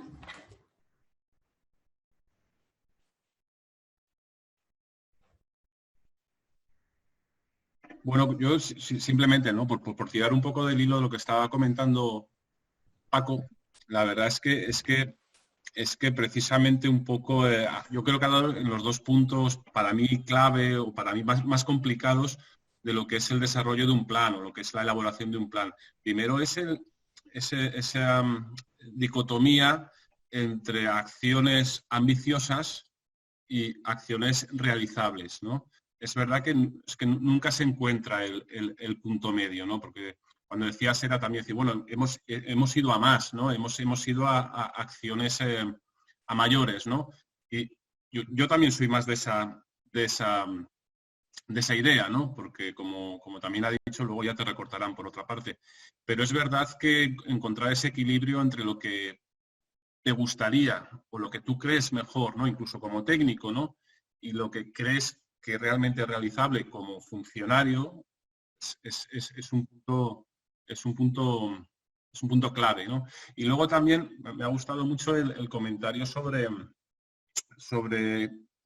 el poner o no poner cifras en un plan, ¿no? Es decir, oye, presupuesto esto, le pongo cuántos euros va a costar esto, pongo exactamente quién es el responsable de esta acción, ¿no? Identifico con precisión quién tiene que realizar eso. Claro, por una parte dices, bueno, pues sí, cuanto más esté definido, tal. Lo que pasa es que también, pues siendo realista, ¿no? Tú puedes poner números, ¿no? Otra cosa es que esos números tengan reflejo en actuaciones reales, ¿no? Yo he visto muchos planes, programas que están muy presupuestados, muy definidos, las cargas económicas que conllevan, y luego simplemente no se cumplen, ¿no? Aunque tenga sus evaluaciones, evaluación continua, ¿sabes? Sus indicadores y tal, no se hace. Entonces, en ese aspecto me gustaba lo que decía de que el plan tiene que ser persuasivo, es decir, más allá de poner una cifra concreta que luego puede o no cumplirse, es que sean unas propuestas atractivas a aquellas entidades, organismos y administraciones que puedan realizarlas, ¿no? Es decir, convencerles más en el sentido de decir, oye, esto es una buena acción, está bien definida, es importante, es innovadora, es el momento de hacerlo, ¿sabes? Que de definirlo tanto en cuanto a presupuestos y responsables. Hombre, evidentemente, si es persuasiva y además tiene números, mejor, ¿no? Pero sí, yo creo que tendríamos que centrarnos más, o yo por lo menos en mi cabeza lo tengo así, en lanzar propuestas con una base de participación, es decir, indicadas por los expertos, los que saben de esta materia, pero proponerlas de una manera atractiva, ¿sabes? Y luego, en cuanto a los responsables, bueno, pues es que en este país, además, con el abanico competencial que tenemos, que es bastante lioso, de hecho, los compañeros de otras administraciones públicas del extranjero, cuando vienen aquí, alucinan, o sea, no saben bien cómo nos lo montamos. Pero bueno, claro, también solo establecer un único responsable es complicado, ¿no? Porque ¿qué haces? ¿Pones un solo ejecutor de la acción o pones todo el abanico, desde la administración local hasta un ministerio, ¿no? Y es complicado. Entonces, bueno, yo también estoy aprendiendo en este proceso del PAEAS, al ritmo al que vamos, pero esos dos puntos que ha destacado Paco y también Sera me parecen muy concretos. Y solamente por apuntar, porque no lo he comentado antes nada en la presentación, claro, el PAEAS, en cuanto a cambio climático, entender que no es aunque esté recogido en la Declaración de Emergencia Climática, no es un documento solo para el cambio climático, para la emergencia climática, no es un documento amplio, es un documento de educación ambiental, de acciones concretas en educación ambiental por ámbitos de aplicación o por sectores. Pero claro, sí que es verdad que el paraguas legal es la Declaración de Emergencia Climática y que además, quieras o no, el cambio climático es parte inherente de este plan. De hecho, uno de las diagnosis que se hacen de la problemática ambiental, el primero que se hace es el cambio climático y la emergencia climática, ¿no?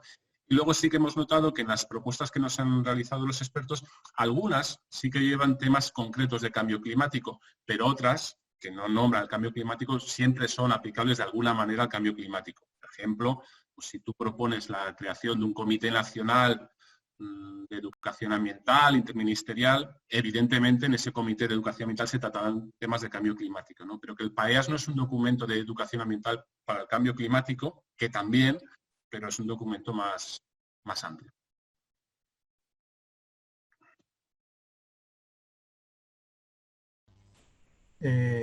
Bueno, yo comentaría un poco con respecto a este debate de ambición,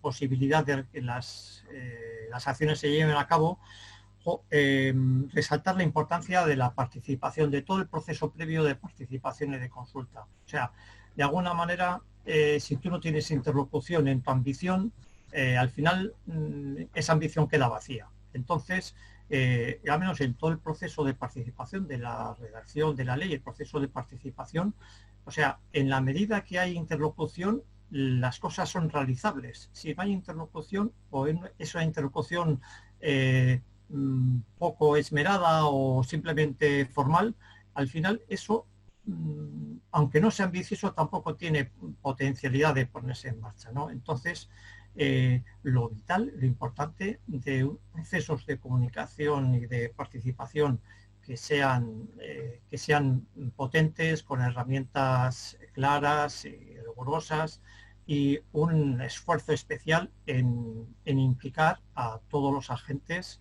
tanto sociales como empresariales, a participar y contrastar realmente todo eso. ¿Y qué hace falta? Desde foros amplios y foros abiertos de participación hasta foros reducidos donde se puedan poner sobre la mesa todos los problemas, porque es que si no, todo lo que no se debata en esa fase previa de participación, luego son dudas y crisis en la aplicación de la normativa o del plan que se esté estableciendo. Ciertamente, Rafa, aprovecho para hacer un inciso sobre esto que comentas. En Canarias tenemos informalmente un texto de borrador de ley de cambio climático autonómico. Sin embargo, pues eso se expondrá a consulta inicial previa, pero sin todo ese trabajo que mencionas, ¿no? Y no sé si están al corriente, pero hay un objetivo para Canarias de descarbonizar a 2040, 10 años antes que en territorio continental, ¿no? Entonces, vemos cómo se está planteando una sustitución de energía y la transición ecológica no va a servir para verdaderamente un empoderamiento ciudadano, ¿no? Que es lo que a priori parece que requeriría una transición, ¿no? En su sentido amplio, ¿no? Entonces, hay un panorama bastante complicado, ¿no? De ver que la transición no está sirviendo precisamente para incluir la participación como un eje fundamental, ¿no? Luego, por otro lado, también respecto al tema de las leyes autonómicas, desde desde la redacción de la Balear, por ejemplo, nos comentaban cómo efectivamente había articulado de la ley balear que al no existir previamente una ley de ámbito estatal, se consideraba anticonstitucional por detallar ciertamente algunos márgenes de, por ejemplo, reducción de las emisiones en X porcentaje, aún estando al amparo de la transposición europea, ¿no? Ahí hay a mí me parece un debate interesante, porque al parecer el que no esté la estatal vigente está demorando, ¿no?, las leyes de tipo más local, ¿no?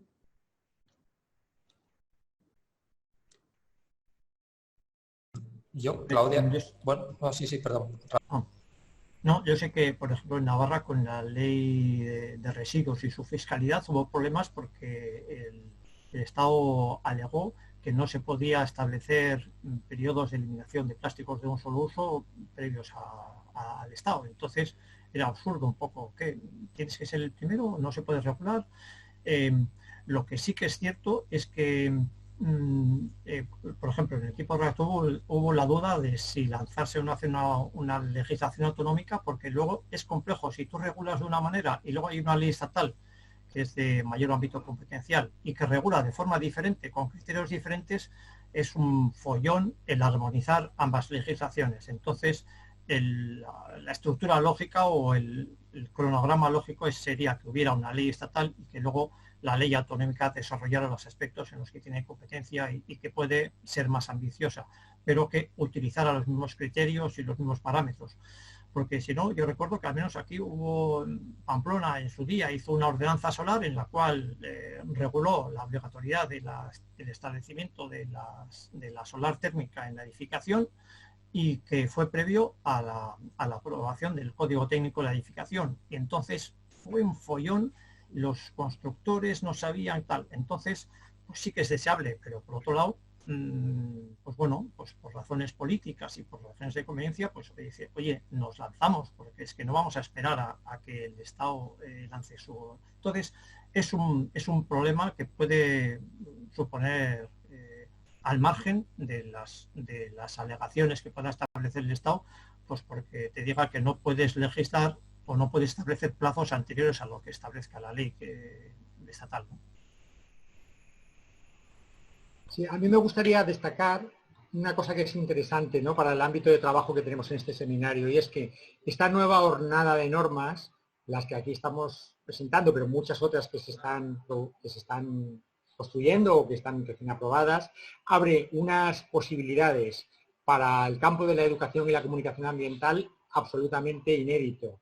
Y esto por un lado, o sea, es una oportunidad de trabajar en el ámbito con un respaldo mucho mayor y con unas posibilidades de incidencia, sobre todo, mucho más profundas. O sea, por poner un ejemplo, la nueva ley de cambio climático y transición energética previsiblemente hará obligatorio antes de, creo que era 2023, que todos los municipios todas las ciudades de más de 50.000 habitantes tengan una zona de bajas emisiones. Bueno, pues esto es que los municipios de España van a tener que crear estas zonas en las que va a haber una prioridad para sistemas no motorizados o para vehículos no contaminantes, etcétera. Y esto obviamente genera unas oportunidades de transformación y de incidencia con programas educativos y de comunicación impresionantes. Y luego además está la segunda cara de la moneda, y es que este tipo de normas van a ser inaplicables, infructuosas, inútiles, si no tienen ese acompañamiento y esa herramienta que es la educación y la comunicación. Entonces, de alguna manera yo creo que este paquete de normas creo que hay que prestarle mucha atención desde nuestro campo, ¿no?, desde el campo profesional de la educación y la comunicación. Por un lado, porque nos abre la posibilidad de proyectos de transformación más apoyados, más respaldados, más viables, y en los que realmente la contribución de la educación y la comunicación es esencial, ¿no? Bueno, entonces, esto sería una pequeña reflexión. Yo simplemente también para cuantificarlo, ¿no?, que nosotros estamos ahora haciendo el primer programa de trabajo, que son los primeros 5 años del PENAC. En el paquete específico de educación y sociedad que es solo una parte de las cosas de educación y sociedad que hay, porque muchas están en las sectoriales, pues de agua, de industria, de turismo, etcétera. Solo en el paquete específico nosotros estamos haciendo una valoración económica de las medidas y nos sale una inversión por encima del 1.000.000 de euros solo en este primer periodo. Claro que es inversión en temas educativos, en temas comunicativos, en campañas, en todo este tipo de cosas. Entonces, también hay unos recursos asociados, ¿no?, que es importante tenerlo en cuenta.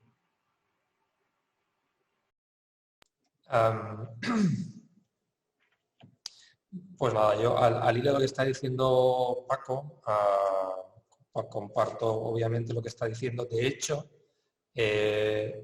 para cuando nosotros abordamos nuestra participación en la redacción de la Ley Valenciana de Cambio Climático, lo primero que tuvimos claro es que la educación, la comunicación tenía que aparecer en el preámbulo de la ley.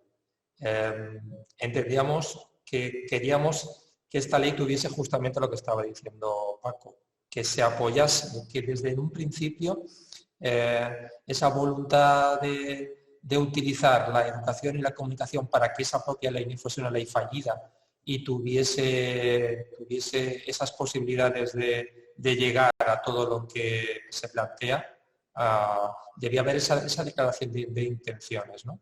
Entonces, de una manera muy meditada, propusimos y trabajamos para que así apareciese en el preámbulo de la ley, y yo creo que es una de las aportaciones más importantes y más valiosas que hemos hecho, ¿no? Luego también lo que decía Rafa es razón, tiene toda la razón, la ambición tiene que estar, la ambición que tú le quieras dar en este caso a nuestra aportación en la ley, tiene que estar soportada por una participación, tiene que estar respaldada. En nuestro caso también lo entendimos así. Creemos que todas las aportaciones que hemos hecho es lo que hemos podido recoger por el propio sector de la educación ambiental y por todas aquellas entidades o entornos de la sociedad que tenían algo que decir. O sea, que creemos que están muy bien respaldadas todas aquellas propuestas que hemos hecho. Por eso cuando hablo de ambicioso, quizás no me refiero tanto al contenido de las mismas, porque creemos que todo lo que hemos aportado es perfectamente realizable, sino por la cantidad, ¿no? por las muchas propuestas que hemos hecho, ¿no? O sea, yo creo que eso es interesantísimo. Y no sé si esto sacar otro hilo, pero Paco creo que ha dicho algo que a mí me parece muy destacable, ¿no? Y es que han repartido responsabilidades a 20 ministerios, ¿no? Eso me parece que es clave, ¿no? Es fundamental. Entonces es algo a lo mejor que Álvaro creo que también lo tiene que tener en la cabeza, que es fundamental porque él también lo ha dicho, ¿no? El buscar socios, ¿no? El buscar aliados en otros ministerios, tenemos que estar ahí. Y no sé cómo estará el tema, ¿no? Pero hay uno clave que es el Ministerio de Educación.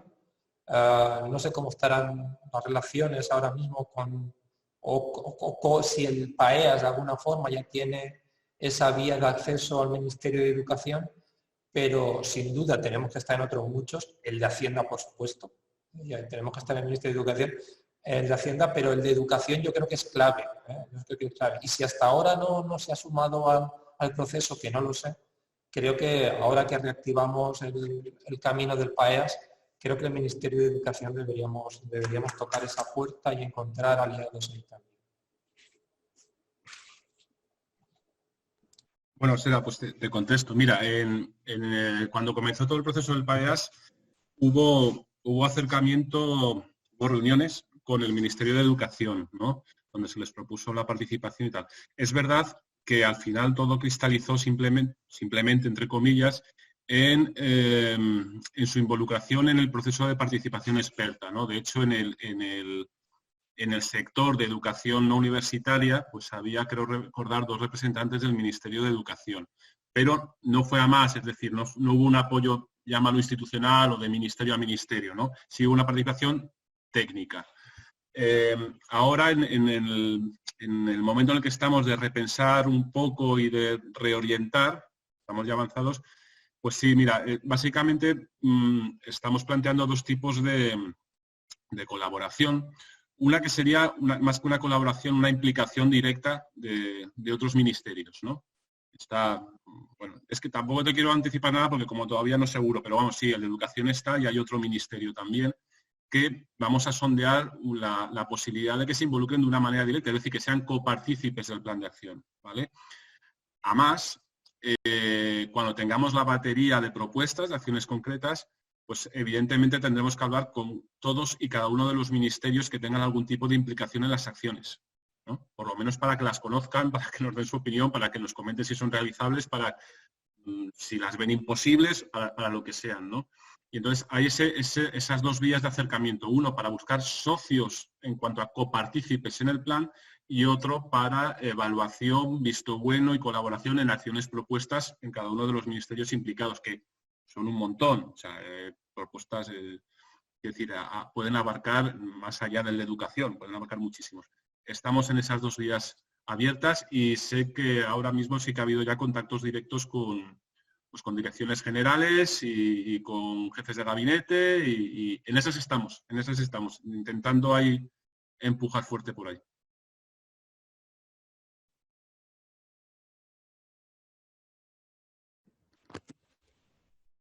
Muy bien, ¿se les ocurre algún tema que se nos haya quedado en el tintero sobre el que ahondar? Yo proponía al principio, por ejemplo, concretamente herramientas. Me preocupa mucho que al final el acceso a este tipo de documentos los tenemos gente que estamos previamente interesados, ¿no? Veo una ausencia, por ejemplo, del formato pequeños vídeos, que sí que algunos gobiernos autonómicos lo utilizan recurridamente, como en el caso de Cataluña, ¿no? Para tema del plan integral de residuos, etcétera, ¿no?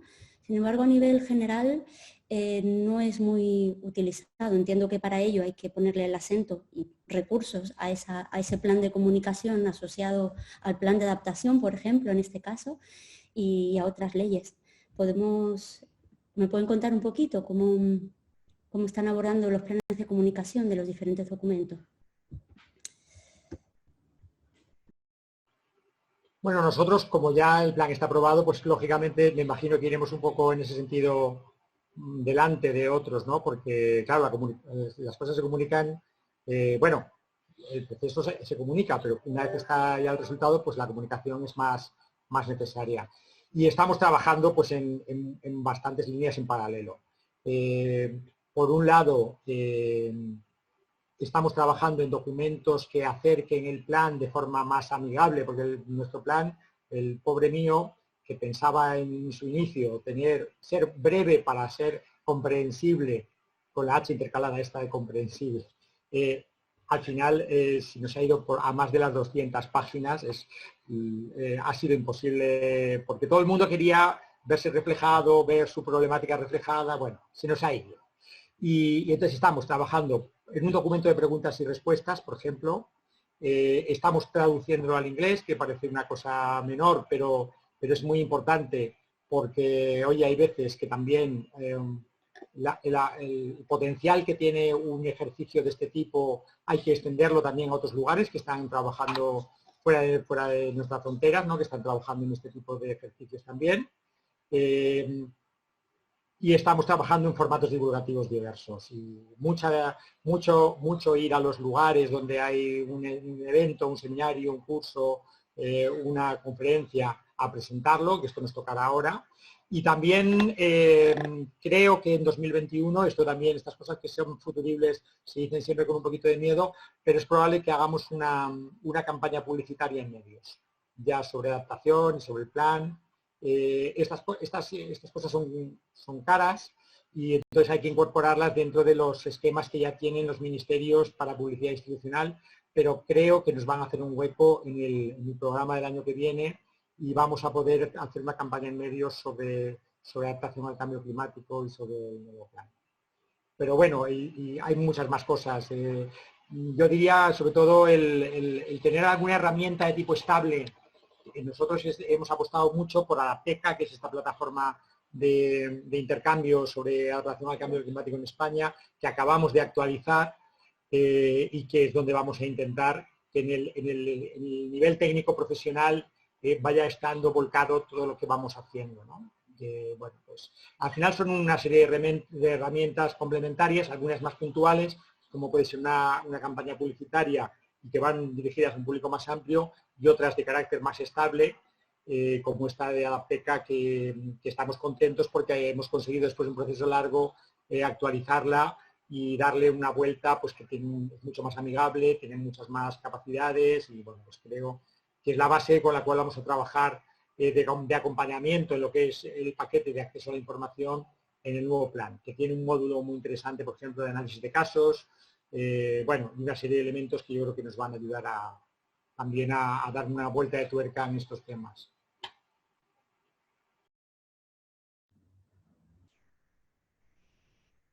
Gracias. Sera, ¿tú nos cuentas?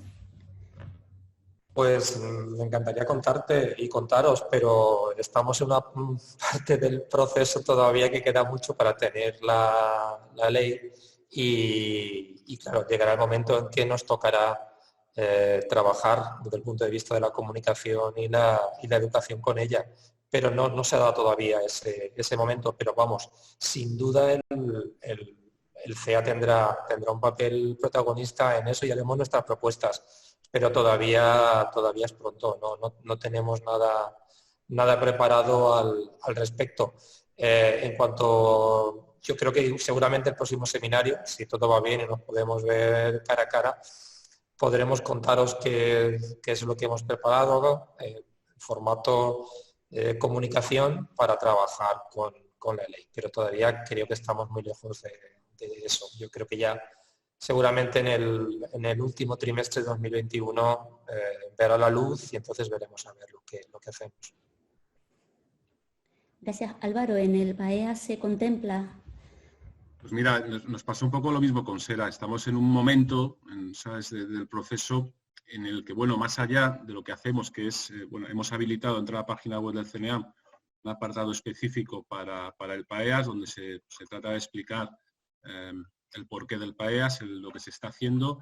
Está colgado, está a disposición pública también el documento de participación experta que se ha realizado ya con todas las acciones propuestas, pero claro, estamos en un momento en que todavía, yo creo que llegará, ¿no?, un momento de más comunicación a través de los vídeos o no de los vídeos, pero llegará. Pero estamos en un momento que es más allá de lo que tenemos publicado, que es lo que se está haciendo, quién lo está haciendo y el resultado que hemos obtenido hasta ahora, que es un documento de participación, pues no podemos hacer. De todas formas, creo que se ha comentado antes también, el mejor embajador de cualquier plan o ley es la acción consecuente a la ley. Es decir, esperemos que en el futuro precisamente el plan no necesite publicitarse, entre comillas, por sí mismo, sino a través de las acciones que se desarrollan y que son parte de este plan. Eso llegará o no, espero que sí. Y luego, sí, nada, un comentario respecto al tema de comunicación a las administraciones públicas, ¿no? Y creo que además que atañe más a las de la Administración General del Estado. Paco creo que lo acaba de comentar. Nosotros a la hora de publicar contenidos, claro, en el Ministerio, o sea, tenemos nuestros medios, pero en el Ministerio hay gabinetes de comunicación que, bueno, pues que digamos, ordenan, dirigen y tienen sus estrategias comunicativas, etcétera. Entonces, es verdad que a veces somos poco ágiles en ese sentido, ¿no? No tenemos desde las unidades periféricas más, no tenemos una agilidad rápida para poder generar y colgar contenidos, ¿no? Tenemos que encuadrarnos en las estrategias comunicativas, etcétera. Más allá de esto, yo una de las cosas que me estoy dando cuenta en este proceso es que además de digamos, los medios comunicativos que pueda tener un ministerio, ¿no?, que tiene sus redes sociales, tiene su YouTube, tiene sus notas de prensa, etcétera, etcétera. Yo lo que veo ahora es que lo más, vamos a llamarlo, eficiente son redes sociales, pero redes sociales incluso externas a los propios ministerios, ¿no? Las cosas a veces se conocen más, se publicitan más, hay un conocimiento más extenso de ellos, no a través de redes sociales directas de las administraciones públicas, sino de las redes, digamos, que están, las redes satélites de los interesados, de los técnicos, etcétera. Ya lo de llegar a un público más general, al final, claro, No sé hasta qué punto tiene sentido, que está bien que todo el mundo conozca lo que se hace y base en el trabajo de la administración, pero claro, al final los receptores de esa información van a ser los interesados, ¿no? Si tú consigues interesar a más gente, pues mucho mejor. Pero yo creo que esa gente se interesará más, digamos, la externa al sector, con resultados tangibles, ¿no? Cuando, por ejemplo, hay estamos con la Oficina Española de Cambio Climático participando en un programa live, el SARA, donde se hacen unos vídeos cortos sobre experiencias concretas, reales, narrativas, de trabajos que se están haciendo en adaptación al cambio climático, ¿no? Eso sí que tiene mucho sentido para llegar a más público, ¿no? Pero en cuanto a los medios de comunicación de los propios ministerios, que tienen un alcance limitado, que entiendo que se supera mucho más a través de redes sociales, digamos, del sector, ¿no? Externas, privadas.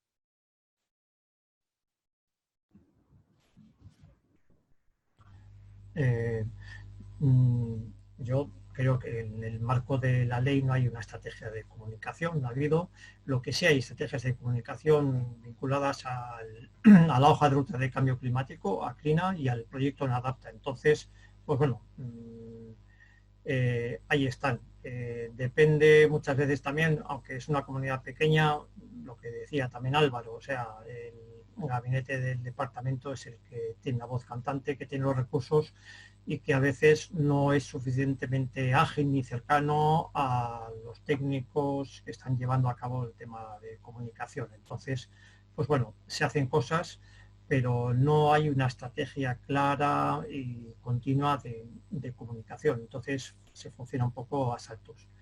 Lo que sí nos está resultando interesante, yo creo que son las pequeñas dosis de comunicación y se está implementando dentro de lo que es el proyecto NADAPTA, que es adaptación al cambio climático en la comunidad, es el pacto de alcaldías. Se está llevando la implementación de todo el pacto de alcaldías que tiene que ver con mitigación, adaptación, pobreza energética. Y entonces eso, claro, nosotros es una comunidad muy dispersa y entonces se está llegando a 150 municipios. Se está trabajando con administraciones locales, con ciudadanía en 150 municipios. Pues eso es comunicación directa pura y dura. O sea, entonces yo creo que eso a veces tiene mayor resultado, que es un trabajo arduo también del personal técnico que está llevando el proyecto, pero frente a grandes campañas publicitarias que son las que suelen definir o que les suele gustar a los gabinetes de comunicación. Entonces yo creo que es necesaria las dos cuestiones, las grandes campañas de publicidad que llega a todo el mundo porque dispone de grandes medios y recursos, y luego el trabajo de hormiguita, del poco a poco, del día a día y de desplazarte al territorio, que es por lo que hemos hecho toda la vida. Gracias, Rafa. ¿Me permites un momento, Claudia? Claro. Sí, 30 segundos. Simplemente apuntar una cosa. Comparto lo que han dicho Álvaro y Rafa, ¿no? Respecto a los gabinetes de prensa, que es verdad que en nuestro caso pasa exactamente lo mismo, ¿no? Nuestras propuestas tienen que pasar por gabinete de prensa y a veces, pues, bueno, a veces es fácil y les dan el ok y otras veces, bueno, tiene que pasar cierto filtro y demás. Lo curioso es que, y de lo que estamos muy orgullosas aquí en el centro, es que últimamente creo que nos hemos ganado un cierto prestigio y de manera que cada vez que el gabinete de prensa va a hacer una campaña de comunicación, y lo hemos vivido hace muy poquito, ¿no? Con temas que tienen que ver con residuos. La Consellería de Medio Ambiente está trabajando muy intensamente, ya que el año pasado aprobó el Plan Integral de Residuos, el nuevo, y entonces se están lanzando muchas campañas de comunicación y últimamente nos la consultan a nosotros. Es decir, a veces cuando ya tienen el producto terminado, viene un vídeo, viene una serie de pósters,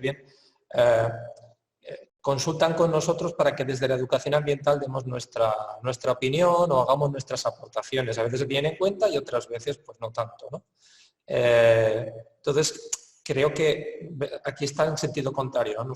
No solamente nosotros somos los que enviamos nuestras propuestas al gabinete de prensa y ellos opinan, sino que también está haciendo al revés, ¿no?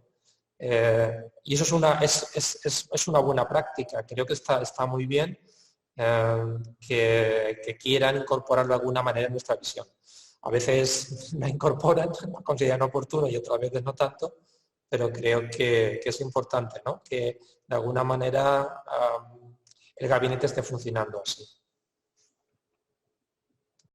Solo por aportar una reflexión personal, ¿no?, que dado el desarrollo de las redes sociales y cómo se está poniendo energía, ¿no?, en los procesos participativos, cuesta creer, ¿no?, que no se saque un poco de tiempo y recursos, ¿no?, para hacer que los propios agentes participantes sean agentes comunicadores del proceso, ¿no? Que a lo mejor es una asignatura pendiente que a la que debería atenderse, ¿no? Y nada, creo que ya llevamos algo más de 1 hora y media. Si les parece, lo dejamos aquí, a no ser que quieren hacer alguna reflexión final de tipo motivante. No, lo dejamos aquí. Vale, pues Álvaro, Paco, Rafa, Sera, muchísimas gracias por las exposiciones. Bueno, Claudia, si me dejas, yo no me puedo ir sin decir que frente al cambio climático, más educación ambiental. Si queremos una frase final, yo apostaría por esa. Gracias. Muchas gracias, Sera. Un abrazo muy fuerte a todos, a todas. Un abrazo y un abrazo.